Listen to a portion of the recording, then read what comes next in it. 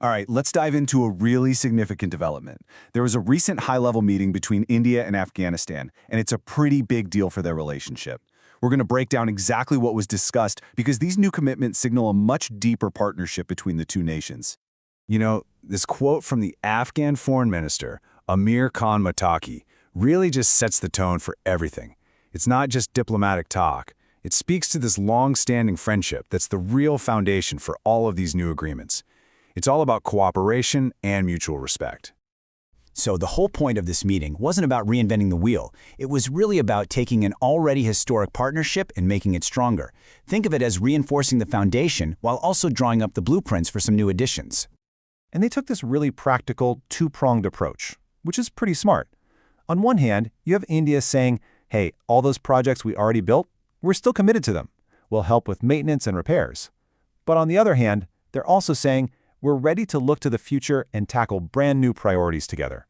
And just to show this wasn't all just talk, India put a solid number on that forward-looking promise.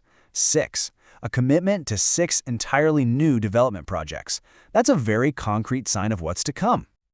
Now, a really big piece of this puzzle was dedicated to something absolutely vital: health security.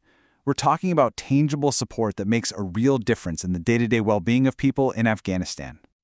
So, India has pledged this whole comprehensive health package. You've got 20 new ambulances. That's huge for emergency response.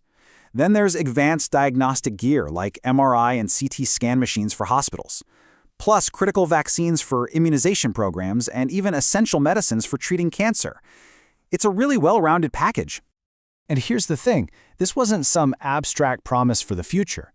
To show they were serious right now, India's representative personally handed over the keys to 5 of those 20 ambulances during the visit. That's a powerful gesture of goodwill and, more importantly, immediate action. But the support didn't stop at healthcare.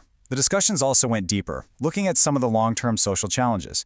The focus here is on helping people not just get by, but actually rebuild their lives and their communities. And you can see this really thoughtful two-step strategy. First, they're providing critical materials for drug rehabilitation programs, working through the UN Office on Drugs and Crime. And then, as a follow-up, they're helping to build new housing, which gives people that stable foundation they need to truly start over.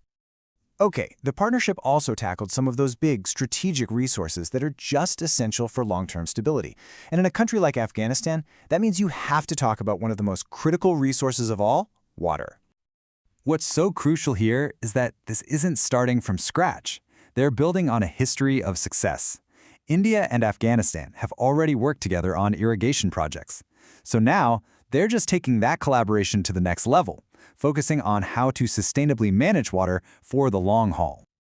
You know, these talks went way beyond just development aid. They really covered the whole spectrum, looking at all the ways to weave the two countries closer together, through trade, through education, and of course, through diplomacy.